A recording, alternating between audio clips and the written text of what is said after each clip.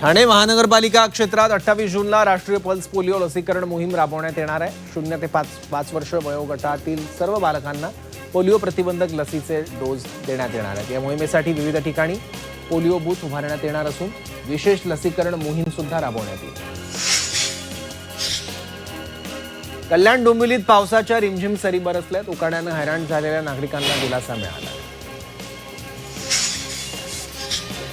डोंबिवलीतील ठाकुर्ली परिसरात महावितरणचा भला मोठा विद्युत पोल कोसळल्याची घटना घडली.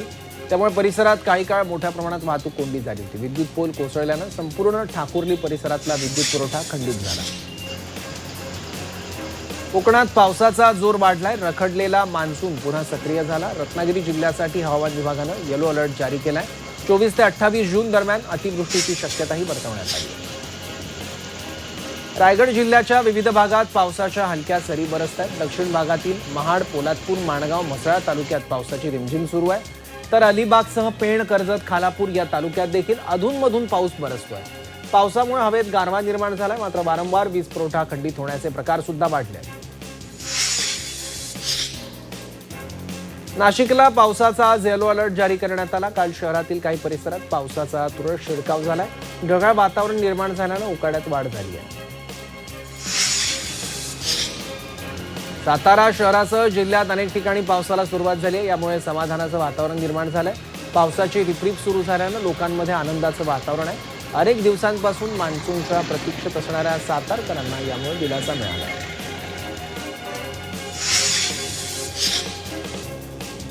कोल्हापूर शहर आणि परिसरात अनधिकृत नळ कनेक्शन धारकांना यापुढे 25,000चा दंड वसूल करण्यात येणार आहे. कोल्हापूर महापालिका आयुक्तांनी पाणी पुरवठा विभागाला सूचना दिल्या. त्यामुळे सर्व सहाय्यक आयुक्त कार्यक्षेत्रातील अनधिकृत पाणी कनेक्शनच्या शोध मोहिमेला लागले.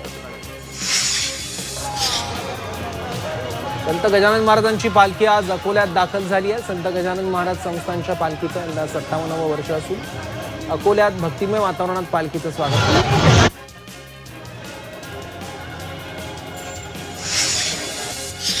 वाशिममध्ये नाफेडमार्फत शासकीय हमीभावानं ज्वारी खरेदीला शेतकऱ्यांचा चांगला प्रतिसाद मिळालाय. ज्वारीला सध्या 3,699 रुपये प्रति क्विंटल दर मिळत असल्यानं शेतकऱ्यांना बाजारभावापेक्षा अधिक लाभ मिळतोय.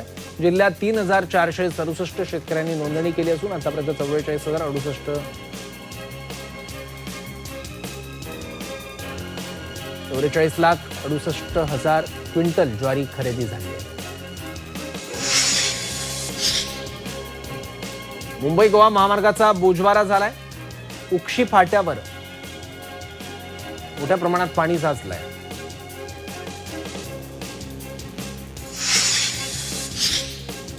ठाणे महापालिकेनं दिवा परिसरात अनधिकृत गोडाऊन विरोधात धडक मोहीम राबवली आहे. यात 113 गोडाऊनवर निष्कासनाची कारवाई केली. यावेळी एकूण परिसरातील 830 गोडाऊनचं सर्वेक्षण सुद्धा करण्यात आलं.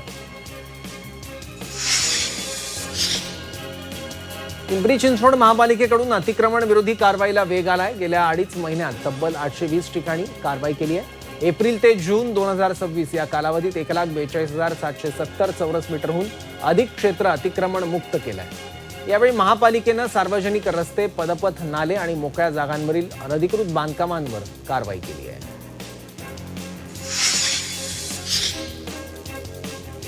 अकोल्यात तेल्हारा इथे अन्न व औषध प्रशासन आणि तेल्हारा पोलिसांनी संयुक्तरित्या धडक कारवाई केली. कारवाईत 6,19,000 रुपयांचा गुटखा जप्त करण्यात आला. तसंच 5 लाख रुपये किमतीची बोलेरो पिकअप असा एकूण 11,19,000 रुपयांचा मुद्देमाल जप्त करण्यात आलेला आहे.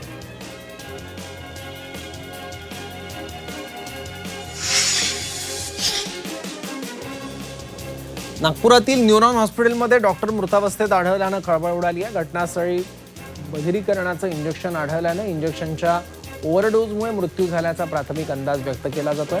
कौटुंबिक तणावातून आत्महत्येचं पाऊल उचलल्याचा संशय व्यक्त केला जातो. जळगावात पतीने पत्नीची निर्घृण हत्या केली. कोयत्यानं वार करत पत्नीला संपवलं. किरकोळ वादातून हत्या केल्याची माहिती समोर आली. जळगावच्या नशिलाबादमधील ही धक्कादायक घटना आहे. आरोपी पती विकास जाधवला पोलिसांनी ताब्यात घेतलंय. नीट परीक्षेच्या तणावातून एका विद्यार्थिनीने गळफास घेत जीवन संपवलंय. विद्यार्थिनीने ओढणीनं गळफास घेत आयुष्याचा शेवट केला आहे. जालना जिल्ह्यातल्या अंबड इथं ही घटना घडली. विद्यार्थिनीनं छत्रपती संभाजीनगर इथल्या केंद्रावर नीटची परीक्षा दिली होती. रात्री उशिरा आन्सर किट तपासल्यानंतर अपेक्षेप्रमाणे गुण मिळणार नसल्याचं स्पष्ट झाल्यानं ती विद्यार्थी मानसिक तणावात होती. यानंतर या विद्यार्थिनीनं हे टोकाचं पाऊल उचललं आहे. बीडच्या केज तालुक्यात तरुणाची हत्या करण्यात आली. या प्रकरणी 9 जणांवर केज पोलीस ठाण्यात गुन्हा दाखल करण्यात आला. सर्व आरोपींना अटक करण्याच्या मागणीसाठी केज पोलीस ठाण्यात नातेवाईकांची गर्दी झाली आहे.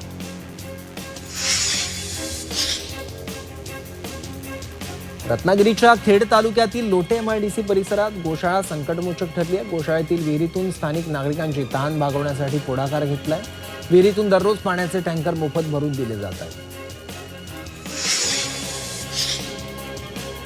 पालघर जिल्ह्यातील डहाणू तालुक्यातल्या सूर्या नदीत बुडून पर्यटक तरुणाचा मृत्यू झाला. पोहण्यासाठी उंचावरून नदीत उडी मारून पाण्याचा अंदाज न आल्यानं तरुणाचा पाण्यात बुडून मृत्यू झाला.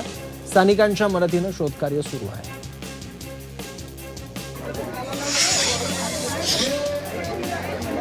पालघरच्या डहाणूमध्ये स्मार्ट मीटरच्या सक्तीविरोधात मोठं आंदोलन करण्यात आलं. वाढीव वीज बिल, वारंवार खंडित होणारा वीज पुरवठा आणि स्मार्ट मीटरच्या अंमलबजावणी विरोधात नागरिकांनी तीव्र नाराजी व्यक्त केली. स्मार्ट मीटरचा निर्णय तात्काळ रद्द करावा, अन्यथा आणखी तीव्र आंदोलन करण्याचा इशारा देण्यात आला.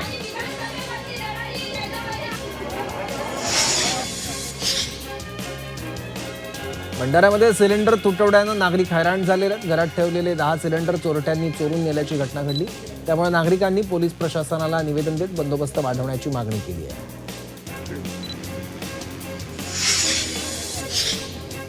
हिंगोलीच्या वसमत शहरातील महिला रुग्णालयात विद्युत पुरवठा खंडित झाला. शासनाच्या वतीनं महिलांना सुरक्षित प्रसूती आणि दर्जेदार आरोग्य सेवा मिळावी यासाठी महिला रुग्णालय उभारण्यात आलं. मात्र रुग्णालयात विद्युत पुरवठा खंडित झाल्यानं रुग्णालयातील सिझेरियन प्रसूती खोळंबली आहे.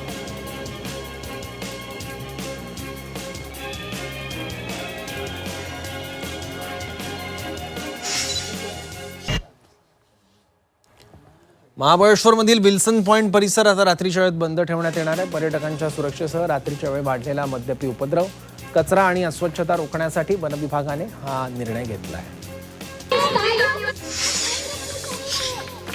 वाशिममध्ये आरटी खासगी शाळांमधील 25% राखीव जागांवरील प्रवेश प्रक्रियेची शिक्षण विभागाकडून चौकशी सुरू करण्यात आली. प्रवेश प्रक्रियेत अनियमितता झाल्याच्या तक्रारी प्राप्त झाल्यावर ही कारवाई करण्यात आली. जिल्ह्यात यंदा 95 शाळांमध्ये 1007 जागा आरटीसाठी राखीव ठेवण्यात आल्या. मुंबईतील कायदेशीर अडचण नसलेल्या जागांवर गिरणी कामगारांना घरं देण्यासाठी प्रयत्न केला जाईल, असं आश्वासन गृहनिर्माण विभागाचे अपर मुख्य सचिवांनी नुकत्याच झालेल्या बैठकीत गिरणी कामगारांच्या संघटनांना दिलं.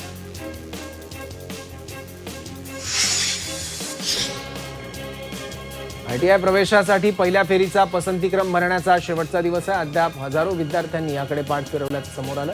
केवळ 1,32,000 विद्यार्थ्यांनीच आपले प्राधान्यक्रम नोंदवले. राज्यातील सुमारे 4 लाख शिक्षकांना AI आणि डिजिटल तंत्रज्ञानाचं प्रशिक्षण दिलं जाणार आहे. पुढील 1.5 वर्षात गुगल AI एज्युकेटर सिरीज अंतर्गत हे प्रशिक्षण होईल. मराठी, हिंदी आणि इंग्रजी भाषांमधील अभ्यास साहित्य उपलब्ध करून दिलं जाणार असून हा उपक्रम गुगल मार्फत विनामूल्य राबवला जाणार आहे. नवी मुंबई महानगरपालिका क्षेत्रात उभारण्यात आलेल्या तब्बल 4,946 अनधिकृत इमारतींप्रकरणी मुंबई न्यायालयानं कडक शब्दात ताशेरे ओढले आहेत. संबंधित अधिकाऱ्यांच्या संगनमताशिवाय 4,946 एवढ्या मोठ्या प्रमाणावर बेकायदा बांधकामं उभी राहणं शक्य नाही, असं प्रथमदर्शनी मत नोंदवत न्यायालयानं पालिका प्रशासनाला धारेवर धरलं. रेल्वे स्थानकांवरील भिंतींवर पान मसाला आणि गुटख्याच्या पिचकाऱ्यांचे डाग 5 मिनिटात गायब होणार आहेत. पश्चिम रेल्वेनं जर्मन नॅनो तंत्रज्ञानावर आधारित विशेष रासायनिक कोटिंगचा प्रयोग सुरू केला आहे. स्थानकांवरील स्वच्छता अधिक प्रभावी आणि जलद करण्यासाठी नव्या तंत्रज्ञानाचा वापर करण्याचा निर्णय घेण्यात आला. पुणे दानापूर दरम्यान धावणाऱ्या अमृत भारत साप्ताहिक एक्सप्रेसचं बुकिंग आजपासून सुरू झालंय. रेल्वे मंत्रालयाच्या मंजुरीनंतर पुणे विभागाला गाडी सुरू करण्याचे आदेश प्राप्त झाले. ही ट्रेन 27 जूनपासून दर शनिवारी पुण्यातून सुटणार आहे.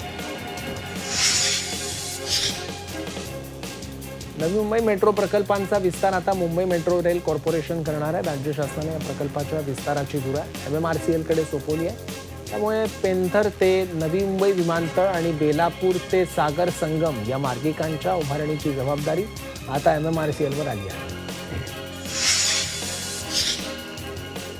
पाणी टंचाईच्या पार्श्वभूमीवर टँकर माफियांवर नियंत्रण ठेवण्याचा निर्णय महापालिकेने घेतलाय.